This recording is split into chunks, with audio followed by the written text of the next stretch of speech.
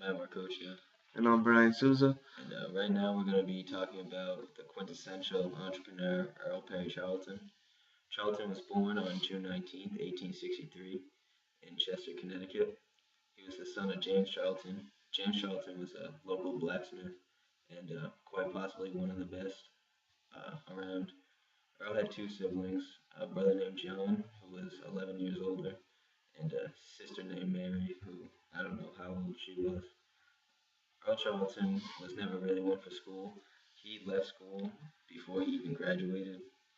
Uh, when Charlton dropped out of high school, his father wanted him to follow in his footsteps and become a blacksmith, but Charlton or Earl wanted more in life.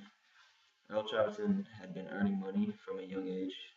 He started working part-time jobs such as being a paper boy, a cattle driver, a store clerk. He later left Chester for Hartford in 1878 and started working in a retail store.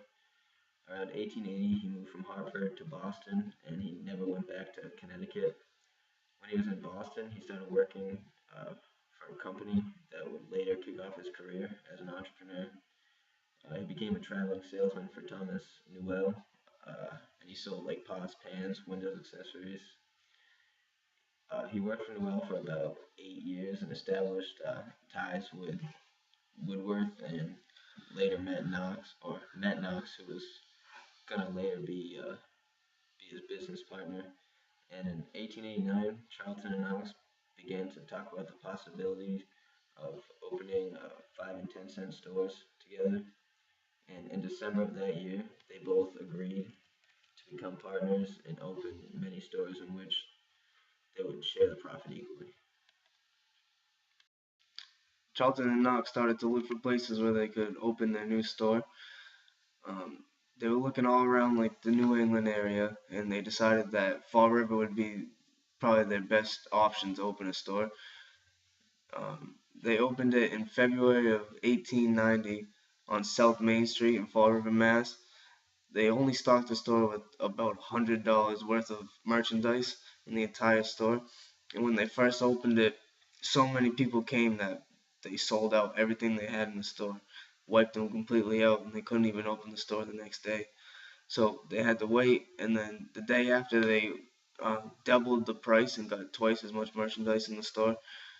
And that only lasted for about a week before all that was gone. They had to restock the store, and Charlton already knew that the store was going to be one of his good hits. Charlton and Knox began to look for other locations for stores and began to put up stores around like the New England area. Most of the stores were pretty successful and generated pretty good profits. And on January 1st, 1896, Knox and Charlton sat down and they decided that they were going to split up like all the money that they made and all the shops that they opened equally and go their separate ways and open their own businesses on themselves. And for a while, Charlton stayed in the New England area. He opened about 9 stores between 1896 and 1899 by himself, just all in the New England area.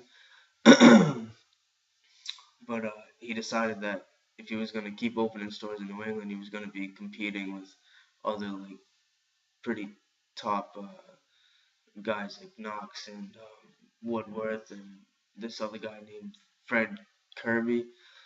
And so he decided instead of staying in New England and opening shops, competing with them, that he was going to move more north, like into Canada, and start opening shops up in Canada and um, other places north and west of New England. Charlton displayed many characteristics that allowed for him to become the entrepreneur that he was. He was very dedicated from the start, always saving his money up when he worked those little jobs like paperboy and whatnot. Um, since he was saving his money, that allowed for him to be able to buy the buildings and the rent and buy the products to sell in his store. He clearly showed that he was a risk taker by putting all his money into these businesses that at first he had no idea would even take off or make him any money at all. Earl always made sure that his employees were happy because he knew happy employees worked harder, and when the employees worked harder, it allowed for them to make more sales and therefore make a bigger profit.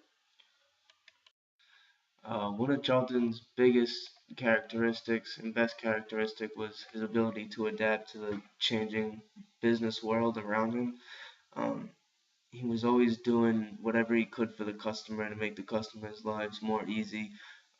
Charlton was actually the first person to sell, to put things out in the store that people could actually physically walk up to, grab, and bring to the register in order to buy instead of um, like the other stores in that time era where they would have to order things from behind the counter and wait for someone to go get it for them and bring it to the front of the store and sell it to them.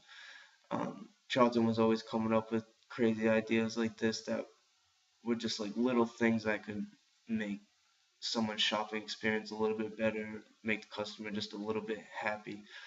Um, Also, another characteristic that Charlton had was his eagerness to do well and be successful. He opened many stores in short periods of times, which he would actually build from the ground up. Um, Unlike Woodworth and other guys like that who would buy chain stores and just put his name on it. Every store that Charlton opened was always his own store that he would build up and make his own rules and carefully select who he wanted to work there and how he wanted his business to be run. Charlton was a very trustworthy guy. You know, everybody who worked for him, everybody who knew him, everybody that bought stuff from his stores knew this and respected Charlton as a trusting guy and someone who they could rely on to, you know, get jobs done or whatever it was they needed to do. Another great entrepreneur that shared many of the same qualities that Charlton did is Bill Gates. Bill Gates co-founded one of the biggest companies in the world. On April 4th, 1957, Gates and his partner Paul Allen introduced Microsoft. Um, they did this through technological innovation, keen business strategy, and aggressive competition tactics. Gates was always on the road trying to promote Microsoft, get their name out there so they could make money.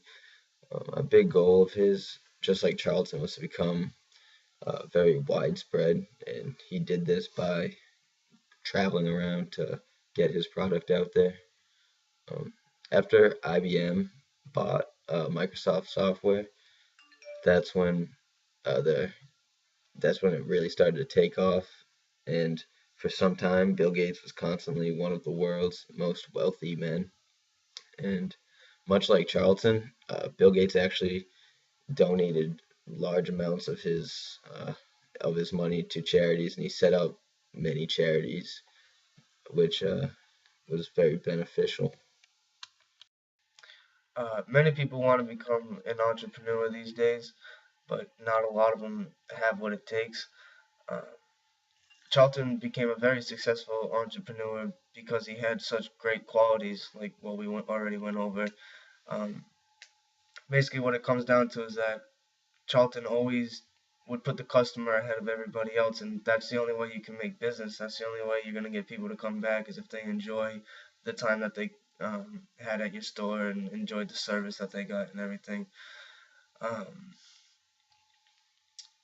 every place that Charlton built his business, every employee that Charlton hired, every rule that he made in any of his stores was carefully thought out with all intentions on making the customers' lives a little bit more enjoyable. And that's basically it. I'm Brian, I'm Matt. and this is our project on the quintessential entrepreneur, Earl Perry Charlton. Good day. A dead but more current entrepreneur that showed some of the same more current entrepreneur that showed some of the same characteristics that